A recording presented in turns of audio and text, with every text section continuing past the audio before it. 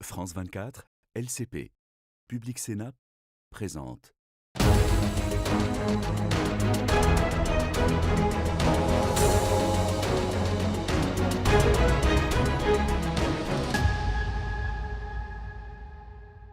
Bonjour à tous et merci de nous rejoindre pour Ici l'Europe sur France 24 et Radio France Internationale.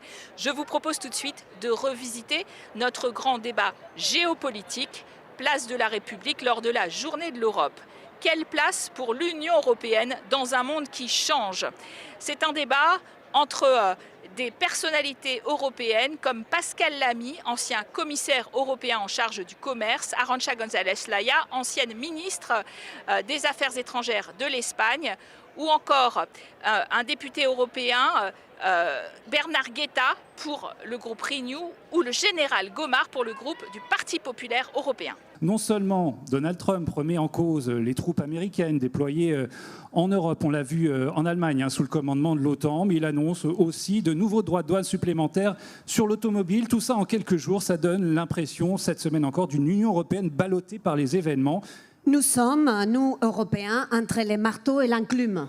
D'un côté, un pays, la Russie, qui veut redessiner la carte de l'Europe, qui veut décider qui existe en tant que pays et qui n'existera plus parce que ça sera bouffé par la Russie. Mais aussi entre les marteaux de la Chine, qui nous fait une concurrence parfois pas tellement loyale. Mais après, il y a l'enclume, les États-Unis. Avant, c'était notre allié, mais aujourd'hui, il veut la faiblesse de l'Europe. C'est pas moi qui le dis, c'est les États-Unis, l'administration américaine qui l'a écrit dans son stratégie de défense nationale. Alors, qu'est-ce que nous voulons, nous, Européens? La question nous revient à nous, parce que l'Europe, c'est nous.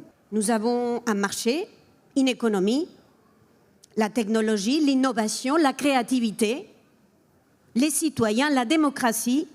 Mais est-ce que nous avons la volonté politique? Est-ce que nous avons toujours l'unité aussi, on a envie de dire, parce que nous n'avons pas toujours l'unité. Mais la volonté politique, ça doit s'exprimer par l'unité. Alors, est-ce que nous avons la volonté d'unir nos marchés de l'énergie? Est-ce que nous avons envie d'emprunter en commun?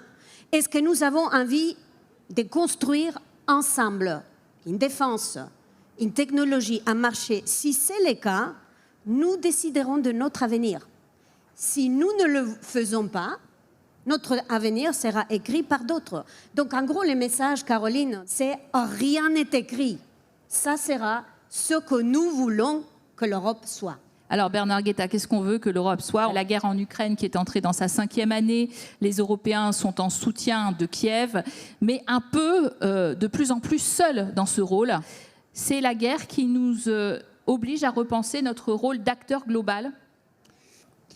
Je suis toujours très étonné et même profondément agacé d'entendre dire que le problème de l'Europe, de l'Union européenne aujourd'hui, serait son unité. Pardon, mais jamais, jamais dans son histoire, l'Europe n'a été aussi unie qu'aujourd'hui. Souvenez-vous des mois qui précèdent l'entrée en guerre des États-Unis en Irak. Il y a deux Europes qui se font face à face. L'Europe est totalement divisée.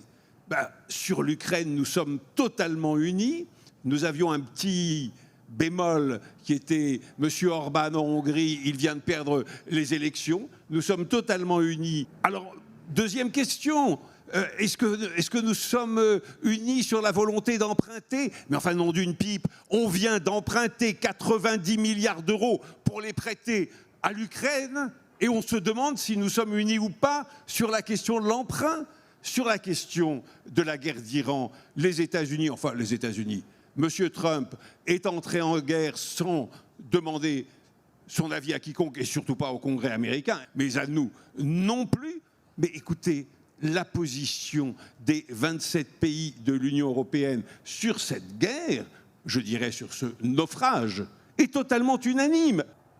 Nous nous affirmons comme puissance géopolitique. Il y a évidemment une volonté tout aussi unanime de marcher vers la défense commune et il y a déjà des pas de fait. Alors tout démarre trop tard. Évidemment que tout démarre trop tard. Parce qu'on est 27 et parce qu'il y avait des eurosceptiques, parce qu'il y avait des europhobes, etc. Mais écoutez, non, on avance. Question à Christophe Gomard. Après une carrière militaire aussi remplie que la vôtre, est-ce que vous attendiez à ce que l'UE doive à ce point se prendre son destin en main, sa défense, celle de l'Ukraine bien sûr, qui se bat contre la Russie, mais la sienne, sa défense européenne, sans plus savoir si elle peut compter sur l'OTAN? C'est une Europe prise en étau, en réalité, face à des menaces. On a parlé de la Russie, bien sûr, on a parlé de la Chine, on a parlé des États-Unis qui sont en train de vouloir quitter l'Union européenne et les soldats américains risquent de quitter le sol européen. Il y a d'autres menaces. Moi, je pense à une résurgence des empires. Je pense à la Turquie, qui aujourd'hui n'est pas un allié du tout. Je pense au terrorisme islamique qui reste très présent. Donc oui, il est temps, en effet, que l'Europe prenne sa défense en main. La bonne nouvelle, c'est qu'il y a une commission qui était une sous-commission qui s'appelle la commission Sécurité-Défense à l'intérieur du Parlement européen de Strasbourg. Il y a aussi un commissaire à la défense et à l'espace, Andrius Kubilius, qui est un ancien Premier ministre de Lituanie. Donc oui, il y a une vraie réflexion. Mais aujourd'hui encore, un certain nombre de pays pensent que la défense de l'Europe, c'est l'OTAN. La défense de l'Europe, pour moi, ça a été l'OTAN. Mais il faut réfléchir au temps d'après, avec des États-Unis qui sont en train de se retirer progressivement, mais sûrement. Une espèce de dissolution. Ce n'est pas moi qui le dis, c'est Joschka Fischer, l'ancien ministre des Affaires étrangères allemand. Mais ils détiennent toujours les postes principaux quand même de commandement. Et ça, c'est un problème pour un pilier européen de l'OTAN, non? Oui, mais je ne cherche pas un pilier européen de l'OTAN. Je pense à avoir un vrai pilier européen de la défense européenne, c'est-à-dire avoir une vraie capacité entre Européens de se défendre avec un véritable état-major de guerre capable de planifier et de conduire une opération avec des armées entraînées, des armées nationales qui formeraient des coalitions en fonction des besoins. Mais l'Europe, en fait, oui, elle paye la guerre en Ukraine, mais elle est absente en Iran. Regardez, après l'attaque de l'Iran sur l'île de Chypre, qui est un État de l'Union européenne, quelle était la réaction des États européens? Chacun a réagi différemment. La France a envoyé une frégate, l'Espagne a envoyé une frégate, l'Italie a envoyé une frégate, mais il n'y a pas eu de concertation ni de coalition. La France est très présente en Méditerranée orientale, elle a envoyé son porte-avions et tout le groupe aéronaval en mer Rouge, mais il n'y a pas réellement de coordination, de concertation. Et c'est là où on doit travailler pour en effet avoir une capacité à se défendre de manière européenne. Alors, Pascal Lamy, les pays de l'Union européenne, on le disait, participent à l'OTAN et ils se sont engagés, alors à l'exception de l'Espagne. L'Espagne fait jamais rien comme tout le monde, mais ils se sont engagés à augmenter leur budget défense à 5% de leur PIB d'ici 2035, contre 2% aujourd'hui. Un effort militaire, mais aussi financier, donc considérable. On continue pourtant à acheter des armes américaines, j'ai envie de vous dire. C'est ça notre indépendance future en matière de défense ? De quoi parle-t-on aujourd'hui, grâce à vous? On parle d'indépendance, on parle de souveraineté, on parle d'autonomie, on parle de puissance. Et je cite à dessein tous ces mots parce que dans l'Europe des 28, chacun de ces mots est interprété de manière différente. Quand nous, Français, on entend souveraineté, on pense à quelque chose, c'est pas forcément ce à quoi pensent les Grecs ou les Estoniens. Donc il faut aborder ces questions avec une espèce de mot collectif, une espèce de halo qui regroupe toutes ces réalités. Et à l'intention des jeunes, je dis que ces mots sont des mots nouveaux pour l'Europe. Ils ont été tabous longtemps, vous voulez dire. Ils ont été tabous, on n'en parlait pas. Pendant 70 ans de construction européenne, on ne les a pas employés, on ne les a pas entendus, et je suis suffisamment vieux singe pour m'en souvenir. Mais on n'était pas entouré par des grandes puissances, pour le moins inamicales, la Chine et les États-Unis, par une puissance continentale, pas si grande que ça, mais néanmoins puissante sur notre continent, qui est carrément hostile.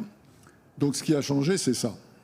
C'est que maintenant, l'Europe a besoin de devenir autonome, indépendante, puissante. D'un côté, on n'a jamais été aussi unis. Et de l'autre côté, il y a encore beaucoup à faire. Nous ne serons pas puissants, c'est-à-dire capables d'influencer dans notre sens les rapports de force que nous impose. Ce n'est pas l'Europe qui veut imposer ces rapports de force au reste du monde. Pour l'instant, c'est le reste du monde qui veut imposer des rapports de force à l'Europe.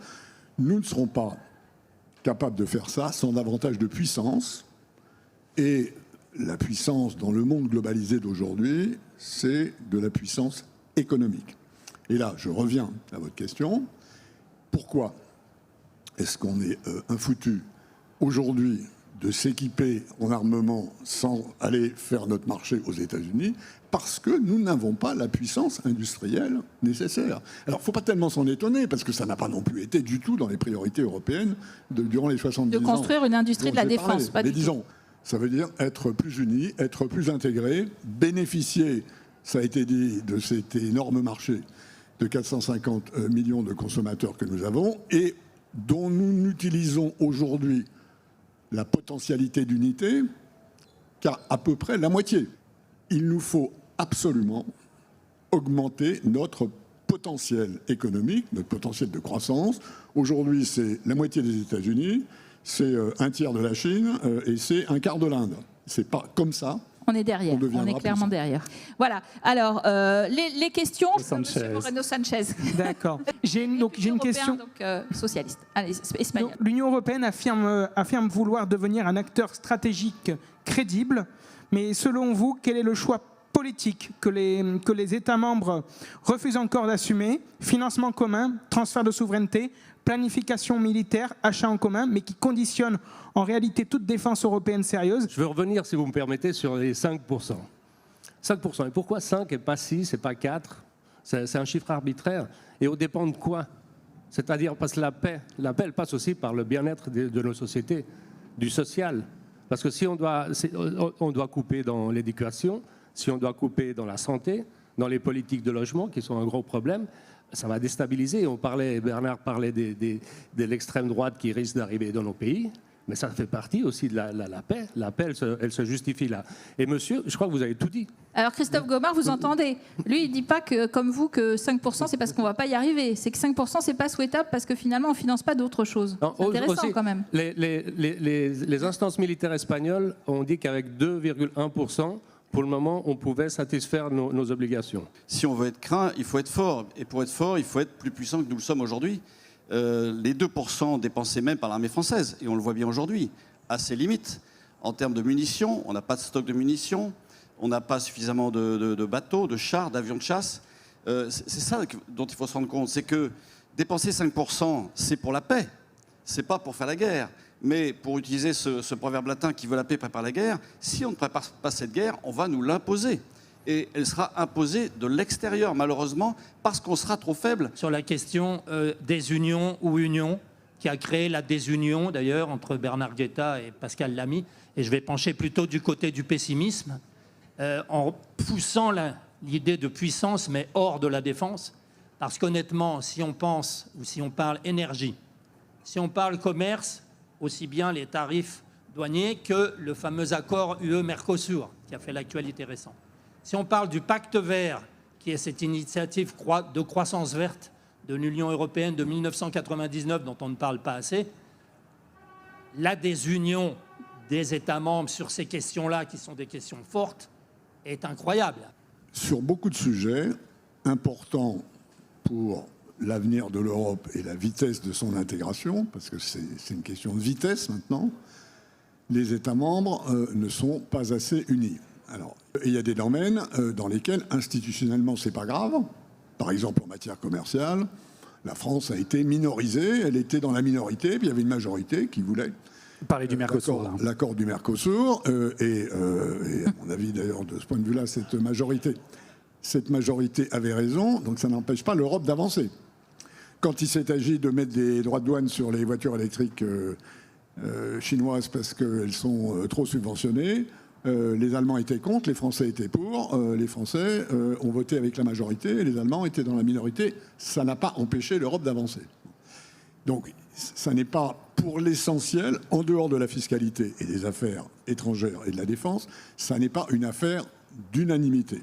Et en tant qu'Ukrainienne et aussi d'étudiante de Sciences Po, alors où l'Europe cherche à renforcer sa puissance géopolitique, l'adhésion d'Ukraine ne pourrait-il pas représenter un véritable atout stratégique, à la fois par sa puissance agricole, mais aussi par son expérience concrète de la guerre moderne, notamment dans le domaine des drones? Un allié puissant, à la fois pour sa puissance céréalière, bien sûr, l'Ukraine, mais sa puissance, effectivement, et sa connaissance de la guerre. Beaucoup d'Européens ont tendance à craindre une intégration de l'Ukraine dans l'Union européenne en disant « Mon Dieu, une concurrence effroyable à nos agriculteurs ». Il y a une autre manière de voir les choses, c'est de se dire « Mais mon Dieu, si demain l'agriculture ukrainienne s'ajoute aux agricultures des 27, cet ensemble Union européenne devient la première puissance agricole du monde ». Cela demande beaucoup de réflexion, beaucoup de prudence, beaucoup de mesures non pas de protection, mais de soutien pendant des années de transition. Mais il faut voir le côté positif plutôt que le côté négatif. Quant à la dimension militaire, elle est absolument évidente, d'ores et déjà pour tous nos états-majors. Oui, alors moi je suis plus réservé sur une intégration de l'Ukraine dans l'Union européenne, qui est un partenariat, bien évidemment. Et ce partenariat existe déjà, puisque l'Union européenne soutient déjà l'Ukraine sur le plan financier. Sur le plan militaire, évidemment, on a beaucoup à apprendre de l'Ukraine. Et l'ancien militaire que je suis, on apprend beaucoup de ce qu'on appelle ça du retour d'expérience. Et dans la guerre des drones, aujourd'hui, c'est vrai que l'Ukraine montre un savoir-faire assez incroyable, à tel point, c'est que le président Zelensky se sert des drones pour faire de la diplomatie, puisqu'il va même en vendre dans les pays du Golfe pour lutter contre les drones iraniens et pour dire aux pays du Golfe, oui, mais je vous prête mon savoir-faire, mais en revanche, vous me soutenez financièrement. Donc on voit bien que...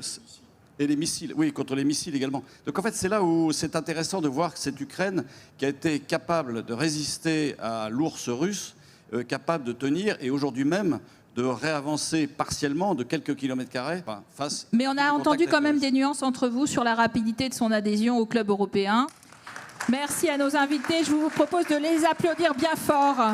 Merci à vous de nous avoir suivis pour ce débat. À très bientôt sur France 24.